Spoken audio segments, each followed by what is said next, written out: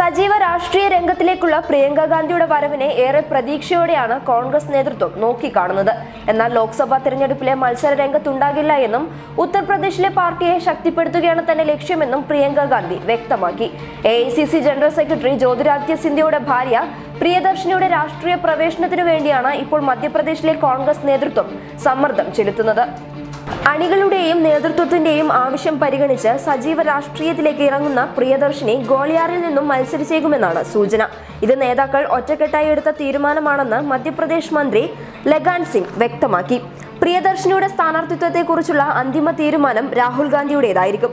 ഗോളിയാറിൽ നിന്നും ജ്യോതിരാദിത്യ സിന്ധ്യ മത്സരിക്കുകയാണെങ്കിൽ പ്രിയദർശിനി ഗുണയിൽ മത്സരിക്കുമെന്ന അഭ്യൂഹങ്ങൾ ഉണ്ടായിരുന്നു. സിന്ധ്യ രാജകുടുംബത്തിന്റെ പിന്തുണയോടുള്ള സ്ഥാനാർത്ഥികൾ ഗുണയിൽ വിജയിക്കുന്നതാണ് ചരിത്രം. സിന്ധ്യ രാജകുടുംബത്തിലെ മരുമകളാണ് പ്രിയദർശിനി. മധ്യപ്രദേശിലെ ജനങ്ങൾക്കിടയിൽ മികച്ച പ്രതിച്ഛായയാണ് പ്രിയദർശിനിക്കുള്ളത്. ഇത് പാർട്ടിക്ക് നേട്ടമാകുമെന്നാണ് വിലയിരുത്തൽ.